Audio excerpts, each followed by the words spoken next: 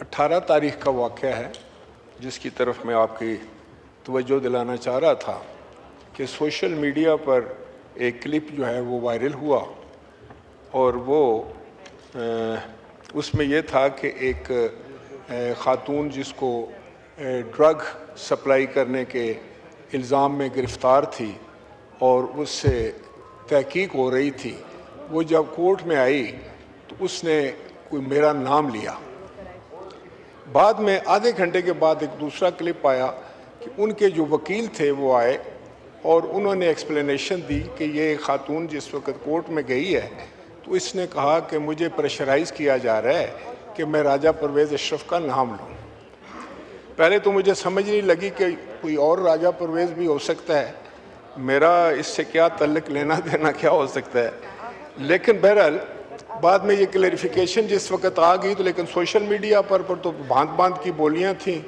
और मुख्तलिफ़ लोग उस पर अपने कमेंट्स कर रहे थे, व्लॉग बना रहे थे।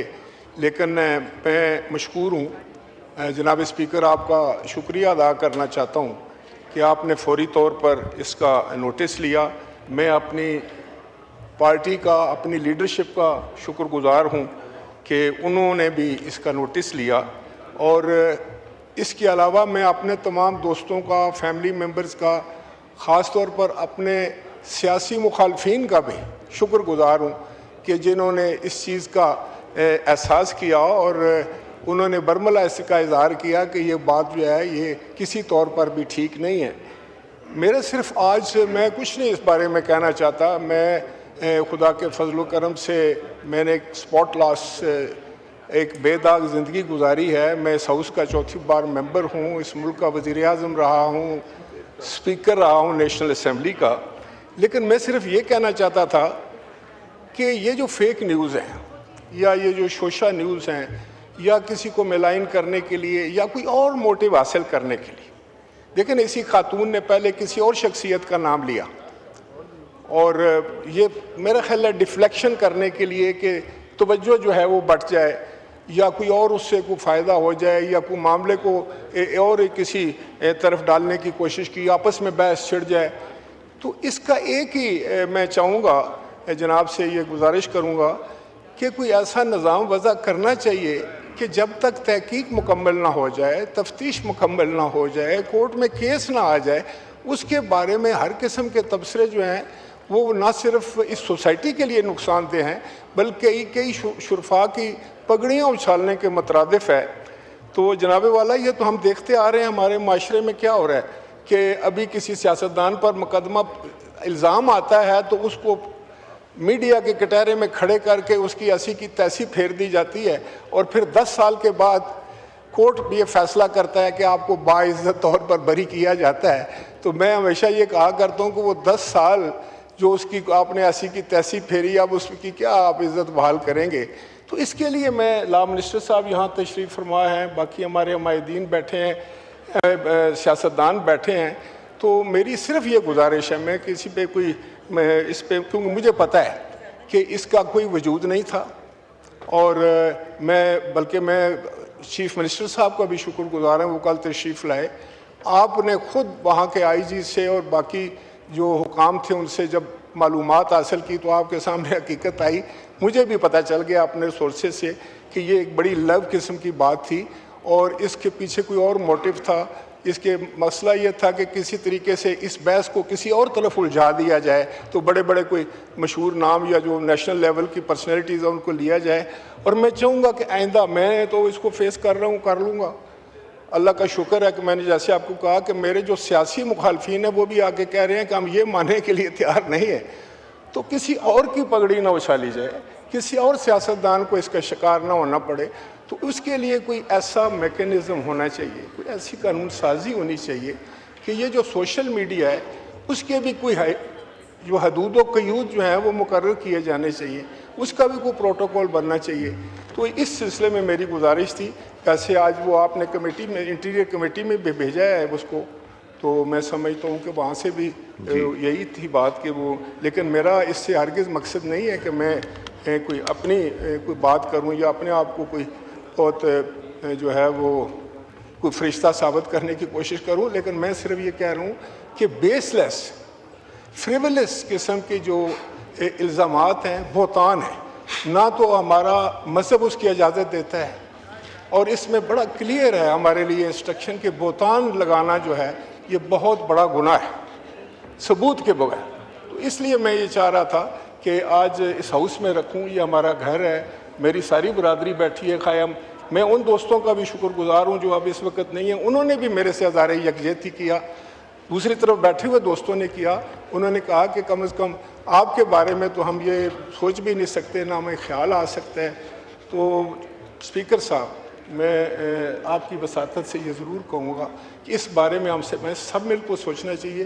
کہ جو گناہ گار ہے اس کو سزا ملنی چاہیے، لیکن بے گناہ کی میں سمجھتا ہوں کردار کشی، اس کا چہرہ ٹارنش کرنا، اس کو کوئی کسی قسم کا اذیت دینی، ذہنی اذیت دینی، گھر میں فیملی ہوتی ہے، بچے ہوتے ہیں، رشتہ دار ہوتے ہیں، ایکسٹینڈڈ فیملی ہوتی ہیں، آپ کے ووٹرز ہوتے ہیں۔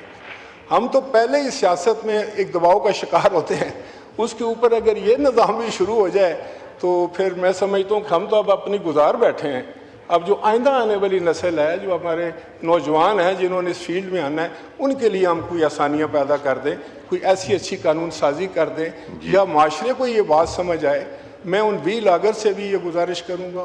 ان دوستوں سے بھی کروں گا کہ جو میرا خیال اپنی ریٹنگ کے لیے اس میں ہیڈ لائن کوئی اور ہوتی ہے، سبجیکٹ کوئی اور ہوتا ہے، اوپر لکھ دیا جاتا ہے کہ آخر تک دیکھیں، آخر تک دیکھنے کے باوجود کوئی چیز سمجھ نہیں آتی،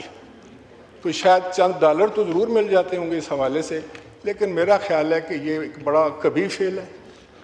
میرے پہ یہ گزری ہے، میں نے سہ لی ہے، کیونکہ مجھے یقین ہے انشاءاللہ تعالیٰ کہ میں اب زندگی کو اس حصے میں ہوں جہاں ویسے بھی یہ چیزیں مجھ پر فٹ ہونا مشکل ہے، لیکن وہ لوگ جو دوسرے میرے ساتھی ہیں کل یہ شکار نہ ہوں۔ تو میری یہ گزارش ہوگی کہ لا منسٹر صاحب سے کہ وہ اس کو دیکھیں۔ اور ایک دفعہ پھر جناب اسپیکر آپ کا شکریہ، آپ نے بڑا میں سمجھتا ہوں پرومپٹ ایکشن لیا، اور ایسے ہی ایک اسپیکر کو بطور کسٹوڈین آف دی ہاؤس ہونا چاہیے۔ کسٹوڈین کا مسئلہ یہی ہے نا جی کہ آپ ہماری عزتوں کے بھی محافظ ہیں، ہمارے ساتھ کوئی زیادتی ہو اس کو بھی آپ نے اس کا تدارک کرنا ہے، اور میں آپ کا شکریہ ادا کرنا چاہتا ہوں اپنے تمام ممبران کا۔ میں فرسٹ لیڈی کا بھی یہاں شکر گزار ہوں کہ انہوں نے بڑی جرت کے ساتھ بڑے اچھے طریقے سے، اور انہوں نے فوری طور پر کہا کہ یہ اس کا موٹیو کوئی اور ہے، اور انشاءاللہ تعالی مجھے یقین ہے کہ ہم سب مل کر جب کوئی سوچیں گے اس کا کوئی حل نکلے گا، اور آئندہ کوئی شخص، کوئی شریفہ، صرف سیاستدان نہیں، ہر پاکستانی شہری کا حق ہے کہ جب تک اس پر کوئی الزام ثابت نہ ہو سکے اس کا میڈیا ٹرائل نہیں ہونا چاہیے، اس کے کردار کشی نہیں ہونی چاہیے، اس کا فیس خراب نہیں ہونا چاہیے، اس کو وہ اس وقت تک باعزت ہے، اس وقت تو یہ تک جب تک اس عورت کے خلاف کوئی چیز ثابت نہیں ہوتی، قانون تو اس کو بھی باعزت قرار دیتا ہے۔ بہت مہربانی جناب، شکریہ، بہت مہربانی۔ راجہ صاحب، میرا خیال ہے آپ کو سبھی جانتے ہیں، آپ کی ڈگنیٹی کو بھی جانتے ہیں، آپ کی آنیسٹی کی بھی جانتے ہیں، آپ کے رکھ رکھاؤ کو جانتے ہیں، آپ کا dealing with your colleagues, members, politically, I think کسی کو اس چیز پہ شک نہیں ہونا چاہیے۔ اور جب کل میں نے فون کیا آپ کی موجودگی میں تو دودھ کا دودھ پانی کا پانی ہو گیا تھا، مگر آپ کی بات میں بہت وزن ہے کہ ادرس شوڈ ناٹ سفر۔ یہاں ایک کسی وی لاگر نے نیشنل اسمبلی کے پریمیسز میں کھڑے ہو کے ایک منسٹر کے خلاف الزامات لگانے شروع کر دیے، ہم نے اس کے خلاف بھی ایکشن لیا۔ سو آپ پہلے بھی ایک ایسا موٹیویٹڈ کیس سے گزر چکے ہیں جس میں باعزت بری بھی ہو گئے، اور مگر وہ سالہ سال کی اذیت بھی گزارنی پڑی، تو یہ چیزیں ختم ہونی چاہیے۔ آج آئی جی صاحب تشریف لا رہے ہیں 12:30 بجے، میرا خیال ہے وہ اسٹیٹمنٹ بھی دیں گے کمیٹی میں اور ان رائٹنگ بھی دیں گے، we need it in writing also. اور اعظم صاحب، میں یہ سجیسٹ کروں گا کہ to set an example, would it be appropriate کہ یہ جو سائبر کرائم کے ایشوز ہیں، جو اس طرح کے الزامات وداؤٹ ویریفیکیشن لوگ لگا دیتے ہیں اور یہ پوسٹ کارڈز اور وی لاگز یہ کرتے ہیں، کیا اس کے خلاف ہمیں ایک اپلیکیشن نہیں دینی چاہیے؟ اس پہ ہمیں ذرا مشورہ دیجیے۔ بہت شکریہ جناب اسپیکر۔ ہم ویسے میٹر انٹیریئر کی کمیٹی کو